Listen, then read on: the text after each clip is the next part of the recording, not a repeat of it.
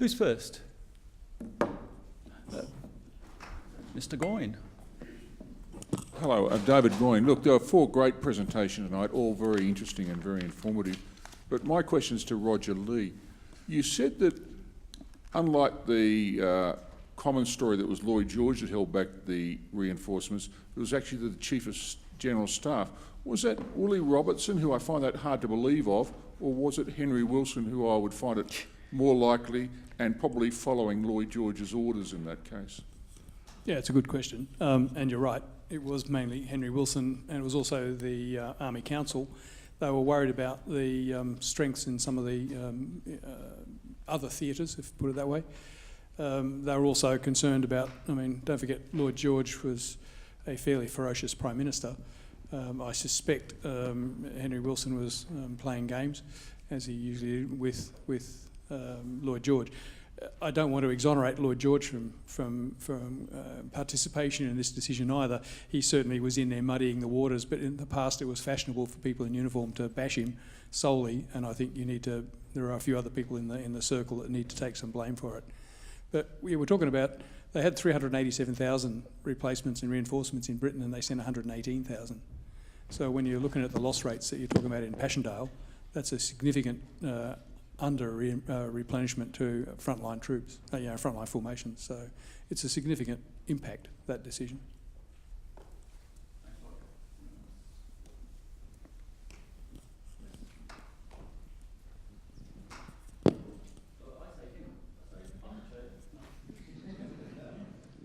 Thank you. My name is Michael Crane, a retired gunner officer, and my question's for Elizabeth.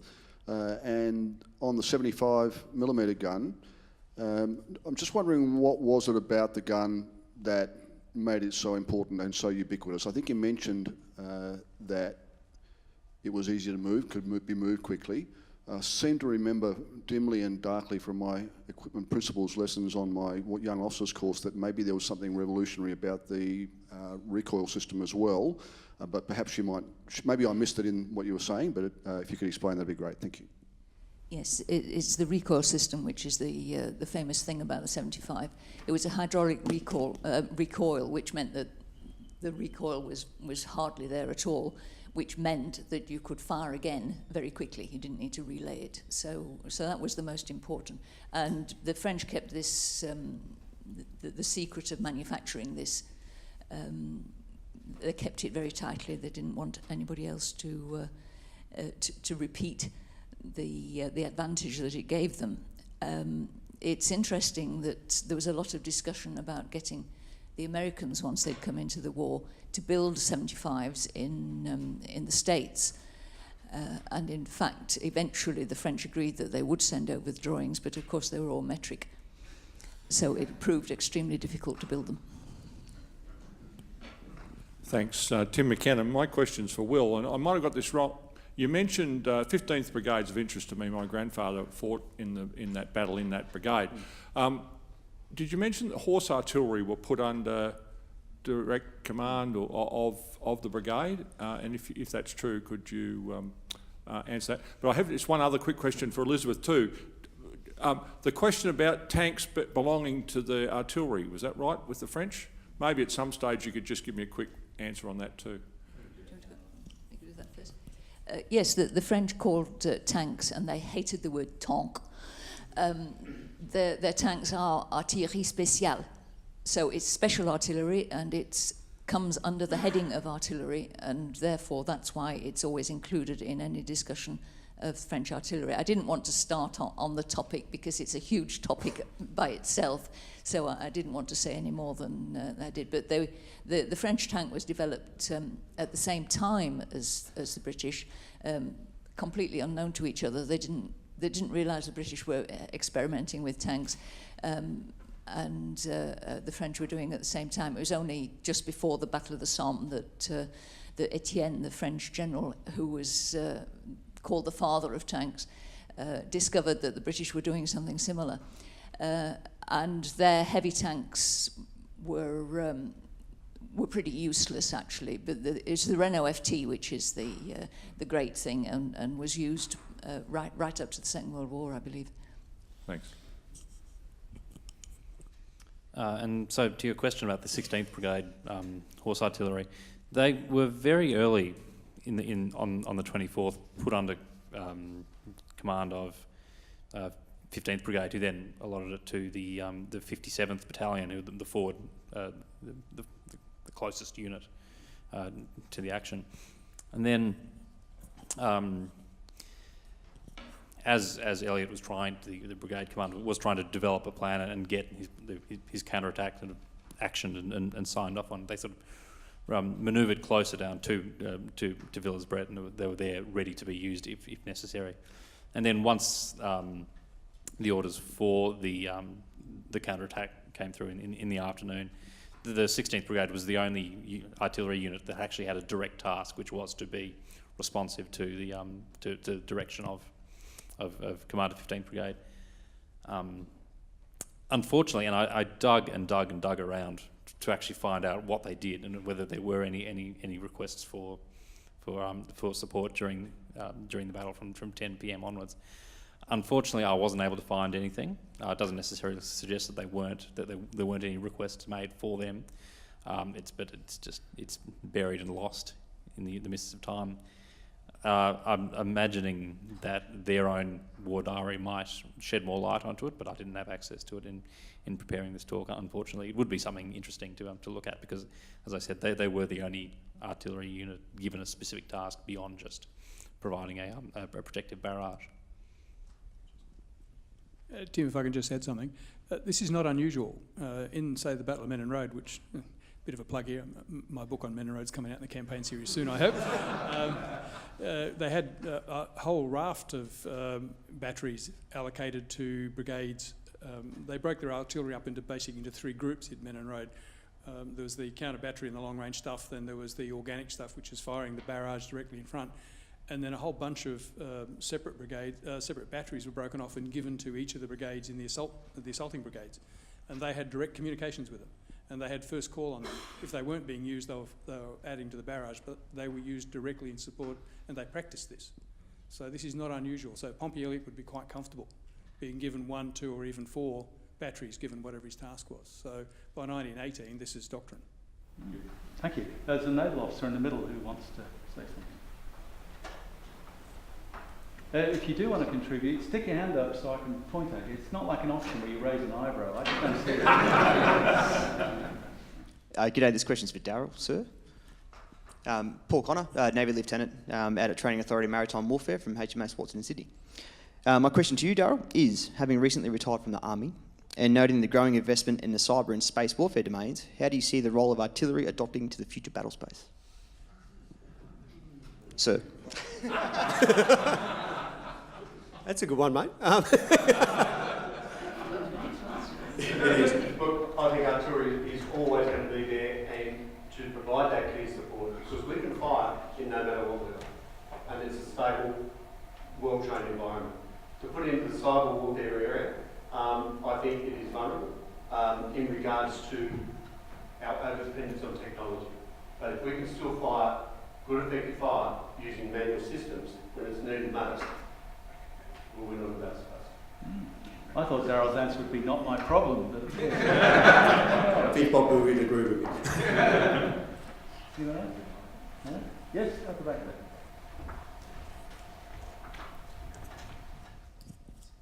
there. My question's for Elizabeth. You spoke about the sound ranging and flash spotting techniques that were developed by the French. I was wondering if you could elaborate on how they use these techniques to achieve counter-battery fire. Well, once you've got the exact coordinates of the battery that's firing at you, you're able to shoot back. I think that's basically it, isn't it? You sort out, you measure the sound, you calculate the time when a listener hears the sound. You have several listeners, of course, and that's either the sound or the flash spotting. That wasn't the only way of locating enemy batteries. The aviation was very important. The French used their aviation for finding out where enemy batteries were, observing the enemy front lines. They preferred to do that rather than go on bombing missions, which is what the RAF seemed to want to do. I'm not entirely clear what Sorry, just to elaborate, more so the British centralised a lot of their artillery intelligence to a divisional level, I believe. I was just wondering how the French organised that intelligence stream to best affect the battlefield. Yes. They had an SRA, a Service de Renseignement à l'Artillerie, which is an intelligence service which is dedicated solely to things like counter-battery work and so on. So they have their own intelligence service, which includes the topographers doing the maps and the intelligence coming in from prisoners, and it covers just about everything. So the intelligence for the artillery was extremely well developed. I didn't talk about it simply because, I mean, you can't mention everything in 20 minutes. But it was an extremely well-developed system working at army headquarters level, and also in 1918, when Foch was Allied Supreme Commander, he'd got the chief of...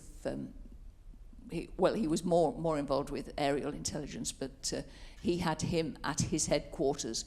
So the importance of intelligence for things like counter-battery work and all artillery work were well recognised and well organised. Thank you. Can I ask, I'll just praise Luke, you alluded twice, Elizabeth. You do. Microphone. Oh, you're right. Thanks. Peter Stanley, Elizabeth, you've alluded to the simultaneous development by British and French of tanks and of sound ranging and presumably other things. So did they develop a system of sharing lessons learned from successive battles through the war, and were they eventually sharing the conclusions they formed? Not really.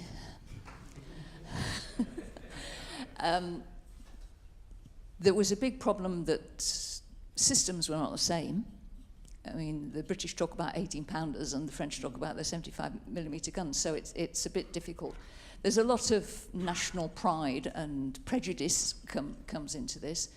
The Allied reserve of artillery, which Albert Thomas had tried to suggest in 1915 and was being actively pushed by the French in 1918, simply did not happen.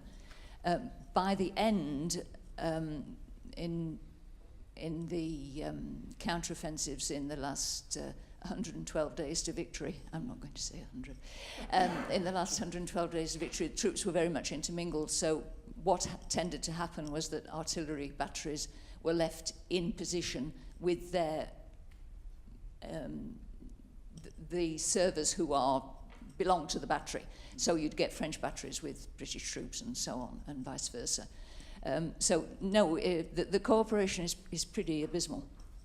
So I'll just give the mic to Luke. But what did the Americans do then? Because they had a French equipment. Yes, well, in fact, it was easier to deal with the Americans because they were using French guns. So it was a lot easier to work together. My name's Luke Carroll. I'm just interested in the mention of increasing use of gas at this stage in the war, and I apologise, it's got to be a general question to the panel. I'm interested in if you can tell us anything about the effect that the use of gas against the gun lines had, because obviously I can't imagine how you could possibly service a gun at that time in a gas mask, and reliance on horses to be able to move the guns. How, if at all, were horses protected from the effects of gas other than to move them away, which then, of course, made the guns immobile and more susceptible to other forms of attacking fire? Yeah, it's a good question, Luke, and it's certainly what happened. It was one of the triggers for the mechanisation of the British artillery. The vulnerability of horses. It certainly slowed down. It plays up in Passchendaele, where the Germans used gas against the British batteries that are moved. You know how difficult it was. But gas is very good against dispersed troops who aren't working hard like artillery, and yes, it had a big effect. I think I said in my presentation that basically the British supporting artillery was effectively neutralised in the first couple of days of Operation Michael. And that's one of the reasons why the Germans were as successful as they were. The second thing was their dispersed tactics. They didn't provide a nice artillery package to be dealt with. So it was only later on when they started to get funneled into lines of attack, when they get to Villers-Bretonneux where they have to stop and then mount another attack, they become vulnerable. But certainly, gas was very effective. The way it's solved, the British retaliate in kind and plus 10. I've dined out on the fact that the Germans always use gas first. The Allies take the high moral ground and then reply with much more. There were more German soldiers disabled or killed by gas than there were Allied soldiers. The most feared unit on the Western Front, at least in the English literature, is the Royal Engineer Special Brigade. And it was known by 1918 German troop morale would plummet when they knew they were opposite them in the lines. They became very effective at it. So yeah, we use gas backwards to them with the same effect, which is one reason why the Germans' level of artillery support declines, is that apart from supply problems and apart from all the other issues of an army trying to advance across that sort of country in any sort of time, that's one contributing factor to why the German artillery support declines. And is there a French answer to that? French were just as good with gas. Yeah. The French used gas first, actually, even before the Germans at Ypres. Yes, the whole point about gas is to keep the enemy gunners' heads down. And the point about horses, their horses had gas masks, as well as that there are photographs of horses being fitted with gas masks. So the big problem with artillery is it churns up the ground. So if you can fire less HE and have the same effect with smoke or gas, then that means you can move forward because you haven't got a cratered ground to cross. So that's the point of using the gas. The smoke blinds the enemy gunners, and the gas makes them and the infantry keep their heads down. So that's it. That's the point. Did you want to say? It's also the second and third order effects of the gas as well. So it soddens into uniforms. So when the gas cloud has gone, the residual effects stay there as well. Plus gas will always go to the lowest part. So the gun pits would be sodden with gas as well. And just trying to look through the dial side to apply information to do calculations behind a gas mask is incredibly difficult. Yep, in the front, Jim.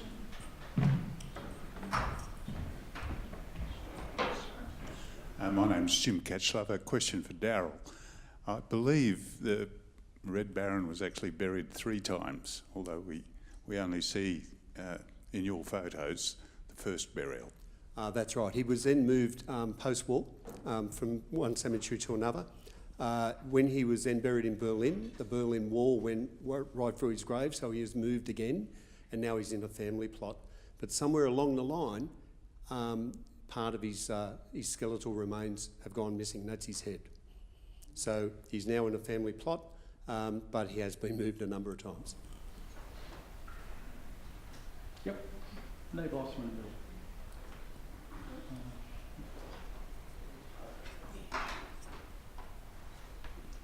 My question's for Elizabeth. You mentioned before that you had various nations working together, so you had the French, the Italians, and some British. How did they actually organise and communicate? Did they standardise on one language, or did they all use their own tactics, techniques and procedures and just hope for the best? Oh, they had interpreters. Each nation had a military mission. So the French had a military mission for, in fact, each of the Allied armies, and the British one was the biggest. So officers were allocated to each unit. At Amiens in 1918, the Raymond Brutinel's Canadian motor machine gun brigade was next to the French, between the French and the Canadians, so they were able to communicate using, he of course had both English and French. It was certainly a problem, but interpreters were allocated to all units, and if they're alongside each other in battle, then there is definitely an interpreter as well as the liaison officer allocated. So in fact, although you have to translate, which slows things down a bit, The language levels were pretty poor, actually. You don't get many. The French staff colleges taught German because Germany was the enemy. So there aren't many French officers speaking French, and there's certainly not many British officers speaking French, so there were difficulties. The Italians tended to be able to speak French. The Russians could speak French. But it is certainly one of the problems of coalition warfare.